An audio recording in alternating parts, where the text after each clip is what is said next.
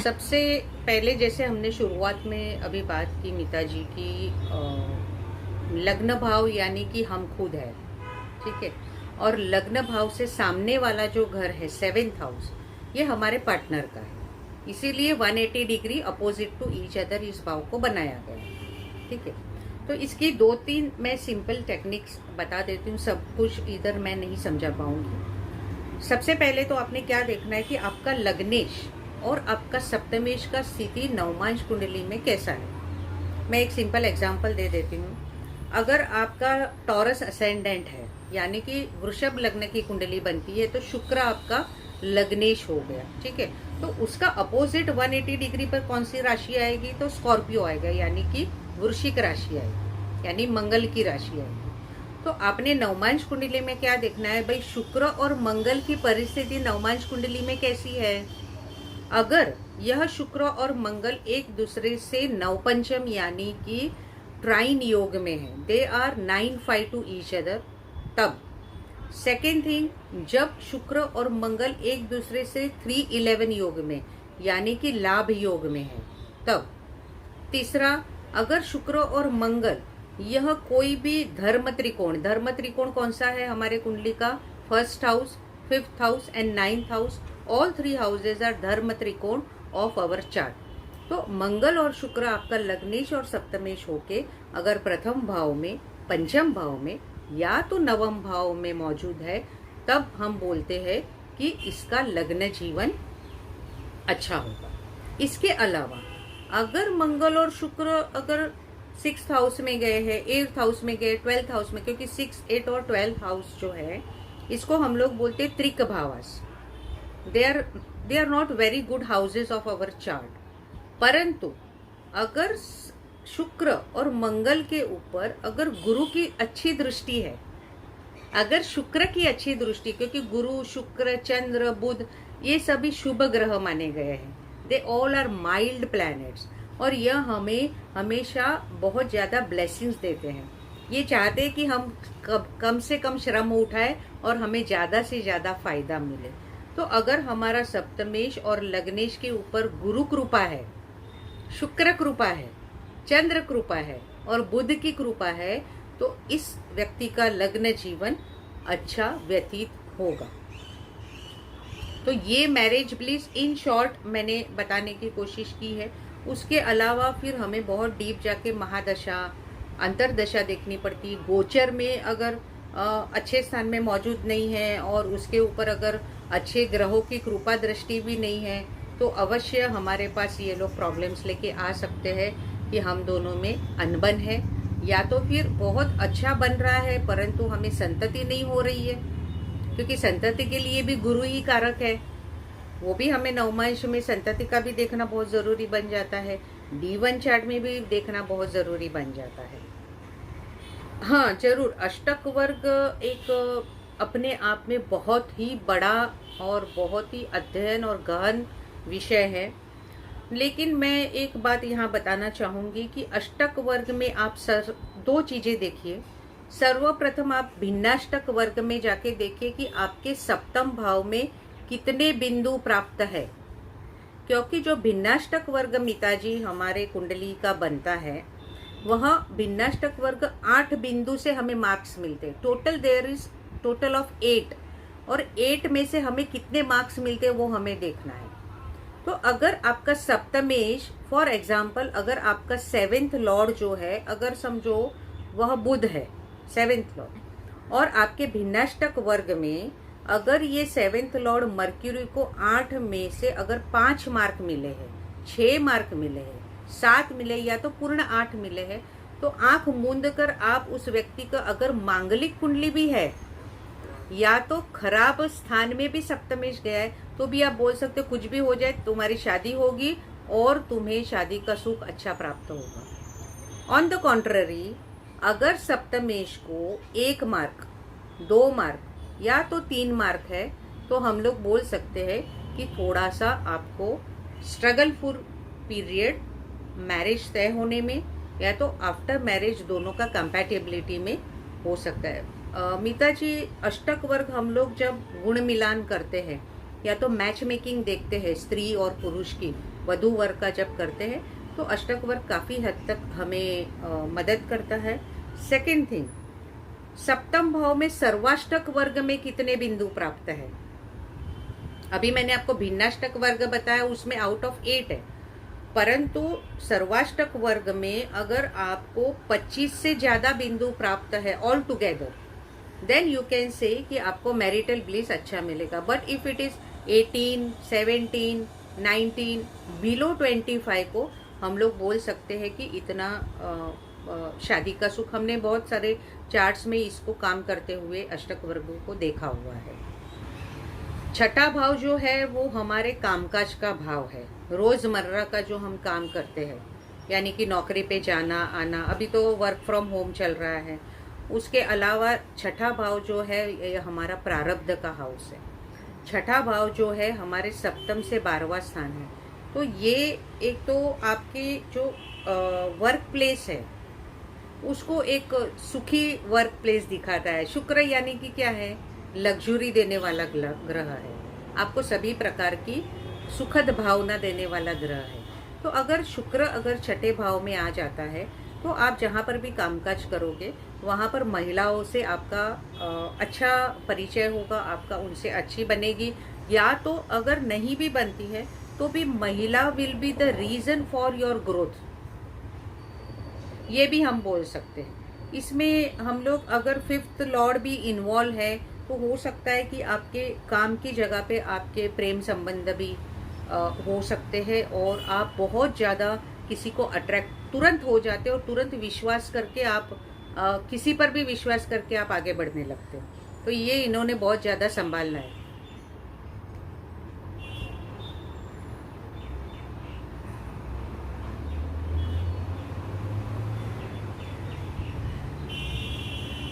हम्म हम्म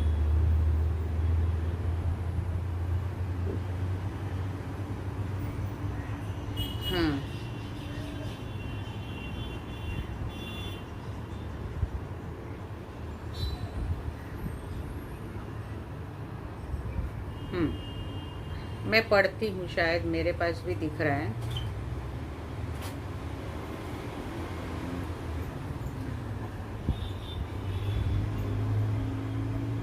हाँ, Venus plus Ketu इन पुनर्वसु। पुनर्वसु यह नक्षत्र का नाम है।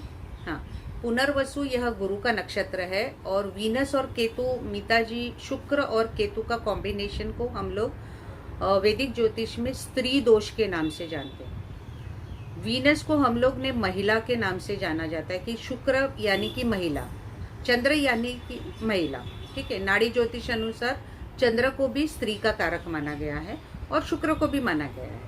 अभी आप मुझे बताइए, जब स्त्री के कारक के साथ केतु जैसा ग्रह आ जाएगा तो क्या करेगा, उसको बिगाड़ देगा। इसीलिए शुक्र और केतु की जो जोड़ी होती है वह स्त्री दोष इस प्रकार से बताती है कि कोई तो बर्थ में इस व्यक्ति के द्वारा स्त्री का अपमान हुआ है या तो स्त्री के साथ इन्होंने अच्छाई नहीं की है। इसलिए इस जन्म में शुक्र के साथ केतु आने से क्या हुआ है कि एक फिजिकलिटी में इनको वियर्डनेस शायद ये अनुभव कर सकते हैं। सेकेंड थिंग, शादी होने में दिक्कतें आ सकती है। हो सकता है एक से ज़्यादा इनको शादी के योग आ सकते हैं क्योंकि पुनर्वसु नक्षत्र गुरु का है एंड गुरु इज कारका फॉर डबलिंग द थिंग्स। ठीक है, उसके बाद हो सकता है कि इनको शादी अंत समय तक तय होती है या तो एंगेजमेंट तय होती है, लेकिन all of a sudden without no reason उसमें दरार आ जाती है। हाँ, ऊपर से इन्होंने लिखा है कि वीनस मेरा आत्मा कारक ग्रह है। ठीक है, तो आत्मा कारक ग्रह यानी कि जिस ग्रह की सबसे ज़्यादा हमारी कुंडली में डिग्री होती है उस ग्रह को हम लोग आत्मा कारक बोलते हैं। ये जैमिनी सूत्र है। जैसे हम पाराशर ऋषि का हम लोग बात कर रहे हैं वैदिक ज्योतिष, उसी प्रकार जैमिनी सूत्र में जिस ग्रह की डिग्री सबसे ज़्यादा होती है उसको हम लोग आत्मा कारक बोलते हैं। तो इन्होंने सबसे ज़्यादा देवी माँ की उपासना करनी है क्योंकि वीनस केतु हमेशा स्त्री सुख में कमी देते, और अगर ये महिला है और इनकी कुंडली में है तो इन्होंने मैक्सिमम महिलाओं के साथ जैसे हम लोग बोलते हैं ना, कुमारी का पूजन करना है, या तो नवरात्रि में थोड़ा एक टाइम खा के उपवास करना है, देवी माँ की आराधना करनी है, श्री यंत्र का पूजन करना है, बहुत सारी चीज़ें वीनस से रिलेटेड कर सकते हैं। ये केतु यानी कि गणपति देवता की उपासना करनी, ये वीनस केतु कई लोगों के कुंडली में होंगे, ये सभी के लिए मैं बता रही हूँ। And this really works very fantastically in fixing up of your marriage. अगर नवमांश में भी आपका वीनस केतु साथ में है, भले D1 में नहीं है परंतु नवमांश में है, तभी भी आपने ज़रूर ये वीनस और केतु का रेमेडीज ज़रूर करना है।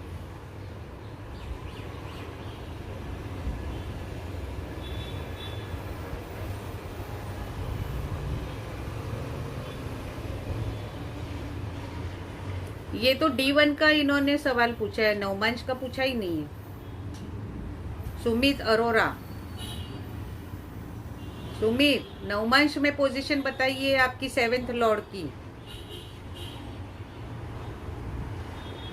क्योंकि केतु 6th हाउस में आ गया, इसका मतलब इसको कभी भी अपने कामकाज से ये सेटिस्फेक्शन नहीं देगा। And Ketu is again hindrance and obstacle in fixing up of marriage और sustainability of marriage, that much I can tell about it.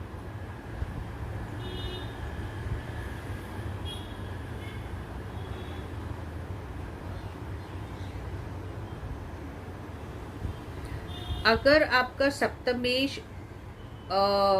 Shani और बुध जैसा ग्रह है, ठीक है, तो लेट मैरिज की संभावना बढ़ जाती है।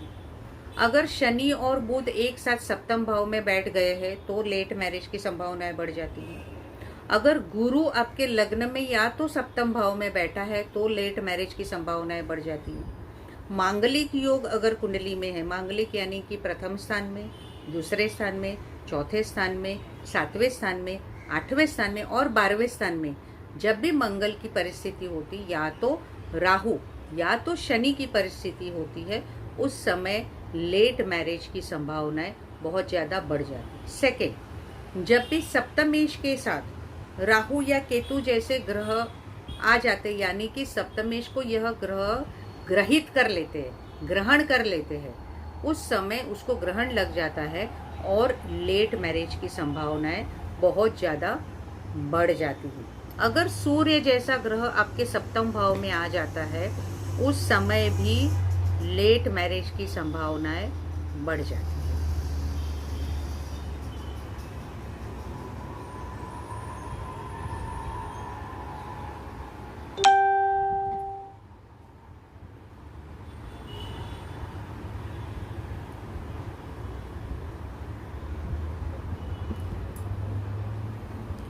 इन्होंने लिखा है हेवनली क्रेसेंट ने, D1 सप्तम में गुरु है और D9 में 6th हाउस में शरीर और सूर्य, शरीर ने शायद शनि लिखना है इनको, ठीक है।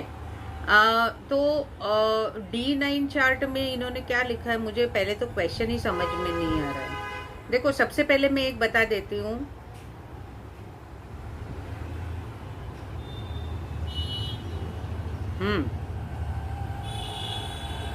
इसका मतलब D9 में इनका कन्या लग्न बन गया है, ठीक है। और कन्या लग्न में 6ठे भाव में कुंभ राशि आती है। अगर कुंभ राशि में शनि जैसा ग्रह जाता है और सूर्य जैसा ग्रह जाता है, तो दोनों ही सूर्य शनि का शत्रु ग्रह है।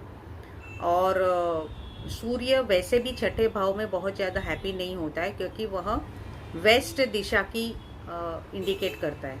West zone of our chart is 6th house, 7th house and 8th house. तो जब भी सूर्य वहाँ पर जाता है, उस समय वह लेट मैरिज की संभावनाएं बढ़ा देता है।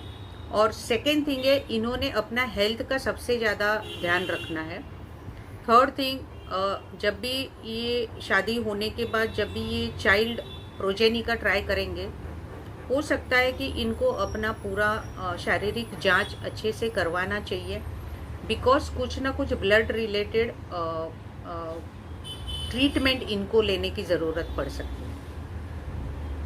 रिक्वेस्ट एवरीवन, आप ना सीखने के हेतु से आप प्रश्न पूछिए कि आपको नवमांश में आप क्या सीखना चाहेंगे। This is related to your personal charts. तो इसको तो मैं जब आपका चार्ट देखूंगी तभी जवाब दे सकती हूँ। क्योंकि ये वन लाइनर आंसर्स में क्या होगा, आपको संतुष्टि नहीं मिलेगी। और आप इट इज़ बेटर कि अगर कुछ अच्छा आप सीखने के हेतु से अगर कुछ पूछेंगे तो ज़्यादा अच्छा होगा। वैसे इनका मैरिज लाइफ सूर्य, मंगल और शुक्र और बुध, इतने सारे ग्रह जब नवम भाव में चले जाते हैं, वो भी धनु राशि में, इसका मतलब इनका मेष लग्न का कुंडली बन रहा है। ठीक है, तो इन्होंने सबसे ज़्यादा तो शुक्र का ध्यान रखना है पूरे चार्ट में, क्योंकि मेष लग्न में शुक्र मारक और बाधक ग्रह है। सूर्य अच्छा है, सूर्य फंक्शनल बेनिफिक प्लैनेट है, but this will not work, this will definitely give lack of marital bliss to this case. क्योंकि जब कैप्रिकॉर्न आपका 9th हाउस में आता है, इसका मतलब आपका टॉरस असेंडेंट है। तो आप जरूर शनि की उपासना करिए, क्योंकि शनि जो है वो फंक्शनल बेनिफिक प्लैनेट है। अनुज, अहिक सुख के पीछे भागना नहीं है। Sometimes we only get attracted towards the physical things, we are not interested in the deeper meaning or deeper emotions of another person. So that way विश्वास has to take care. Good thing, 7th lord जब 11th house में जाता है, इसका मतलब अगर ये benefic planet है 7th lord, then there will be good friendship between spouse, like husband and wife में अच्छा दोस्ती होगा।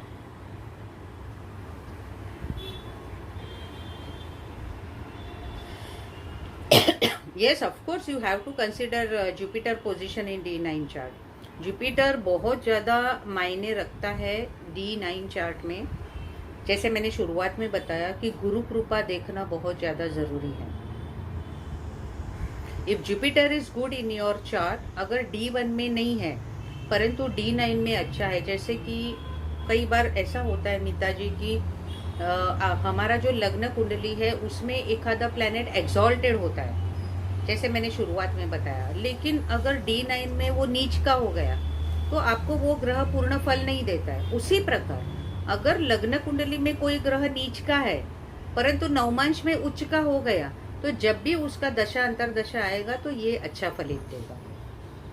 Is your 10th Lord and 10th house of D9 chart. नहीं, नवमांश में इन्होंने क्या लिखा है कि इनका जो सप्तमेश है वो 12वें स्थान में चला गया है और राहु सप्तम भाव में है। तो इंटरनेशनल कनेक्शन से या तो आफ्टर मैरिज इनके बाहर जाने के स्कोप बढ़ जाएंगे, या तो आउटडोर इनका बहुत ज़्यादा बनेगा। पेपर वर्क में इनको काफ़ी सारा प्रॉब्लम आ सकता है। So this person has to take good care of 12th lord rather than 7th lord posited जो है उससे भी ज़्यादा महत्वपूर्ण है। इन्होंने 12वें घर में जो ग्रह है, या तो 12वें ग्रह की जो राशि है 12वें स्थान की, उस पर इन्होंने ज़्यादा ध्यान देना है।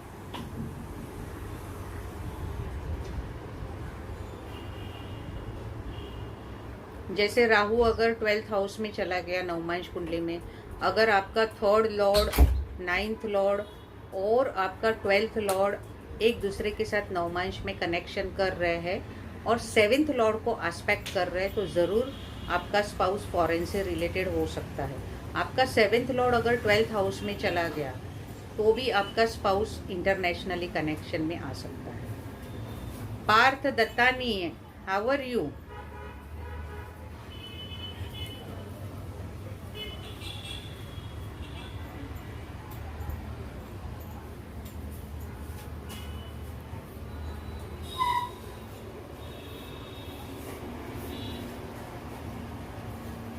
Yes, this Mercury debilitated will be in your Pisces sign. So it will always give you tendency to learn more and more. ये बहुत ही डीप अभ्यास कराता है, हायर एजुकेशन के लिए one of the best position. और आपने हमेशा पढ़ाई के माध्यम से अपनी परिस्थिति को और अपने जीवन क्रम को सुधारना। इट इज़ नॉट नेसेसरी कि आपने समझो फॉर एग्जांपल अभी MBA पढ़ लिया तो आपने उसमें नौकरी करनी चाहिए। But when you are improving your Jupiter in terms of debilitated Mercury, that time automatically this debilitation will be improving in an exaltation mode. This is a very deep secret, but I hope Parth you will understand it. See, basically what happens that here whatever you have written about your question, that means that your third lord is going in first house of chart. You are a self-made person. Second thing, when three of planets, but specifically when Sun or Saturn are going in your ascendant, that means these planets are dominating your seventh house, and definitely you have to take good care of your seventh lord. I think she said about which ascendant lord she is having. Ascendant is Sagittarius.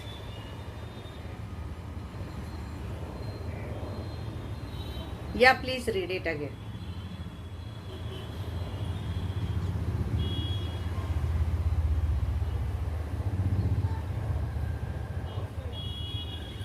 In Navmansha it is a Sagittarius ascendant. That is why I said that third lord is going in first house.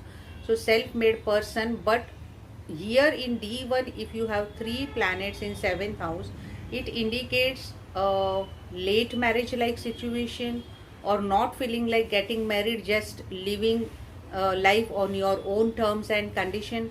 Because more planets dominating your seventh house will make you more independent, because when three or more planets are situated in your first house or seventh house of D1 or D9 chart, that time what happens, that they start fighting with each other. This is called as Graha Yuddha in Vedic Jyotish. Graha Yuddha, each planet is trying to prove themselves. If Surya is there, if Saturn is there, if Mercury is there, all will try that, okay, I will give my fruit, I will give my fruit, I will give my fruit. And then what is happening? Nobody is able to give their fruit, and that house is becoming inactive. So this is the fruit. So you have to improve your Surya in this case. Surya mantra everyday chant, Om Suryaya Namaha. तो नहीं होगा. If Jupiter, अगर गुरु की position आपके D9 में अच्छी है, देखो D9 में पहले तो आपको ना गुरु का स्ट्रेंथ ढूंढने को और समझ में आना चाहिए. अभी मैंने थोड़ी देर पहले बताया कि सप्तम भाव में गुरु है, प्रथम भाव में गुरु है, तो लेट मैरिज भी देता है, लेकिन ऐसा नहीं कि नो मैरिज लाइक सिचुएशन देता है. तो in this case you have to understand कि कार्येश का यहाँ पर ज़्यादा काम नहीं आएगा. आपका सप्तमेश अगर 11वें भाव में भी है, दूसरे भाव में भी है, और अगर वो शुभ ग्रह है, तो ज़रूर शादी में सरलता से होगी, कठिनाइयाँ नहीं देगा. परंतु अगर वो दूसरे, 7वें या 11 में अगर वो पाप ग्रह के साथ मौजूद है, तो अवश्य ये शादी में कठिनाइयाँ देगा. वो हमारे सप्तम भाव से सेकेंड हाउस है, ठीक है. Any house to second to any house is called as kutumb sthan. हमारा खुद का कुटुंब स्थान कौन सा है कुंडली में? तो सेकेंड हाउस है. तो हमारे पति का कुटुंब स्थान कौन सा होगा? एर्थ हाउस होगा. तो हमारे इन-लॉज कैसे होंगे? वो एर्थ हाउस में मौजूद जो ग्रह होते हैं उस अनुसार हम लोग डिटेक्ट कर सकते हैं. अगर अच्छे ग्रह मौजूद है तो आपको अच्छा ससुराल मिलने वाला है. अगर पाप ग्रह है तो सब आपसे नाराज रहने वाले हैं.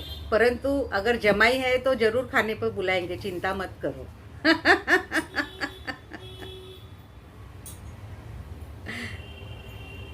इसमें ऐसा है कि तुला लग्न में, तुला राशि में जब आपका सेवेंथ लॉर्ड चला जाता है, which Scorpio ascendant, that means Venus is going in 12th house of your Navamsha. This is a good position. You have to improve your Venus. Sneha, शायद मैंने कंसल्टेशन में भी आपको यही बताया था.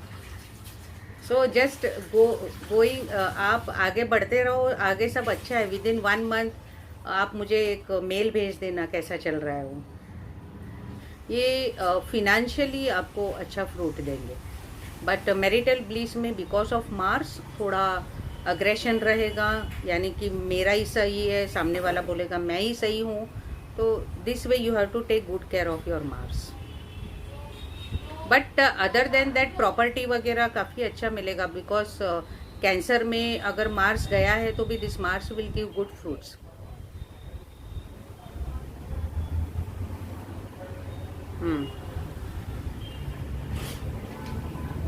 हाँ, this is the Meeta ji, ये हेवनली को हमने ऑलरेडी अभी थोड़ी देर पहले, you asked me to answer in English, तो वी हैव आंसर्ड हर और हिम. अच्छा, ये हेवनली ने भी कुछ तो शायद पूछा था. हाँ, ओके ओके ओके। हाँ, D9 का, हाँ, सप्तमेश, हाँ,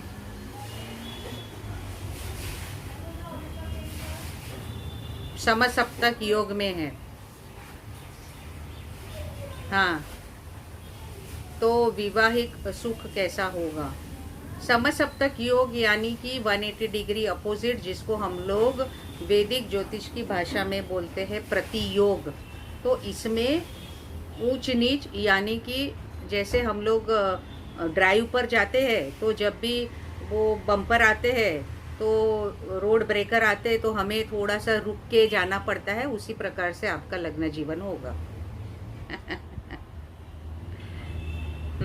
okay Sneha, I will see you very soon. आपकी इच्छा जरूर पूरी, I will pray to God that, please please.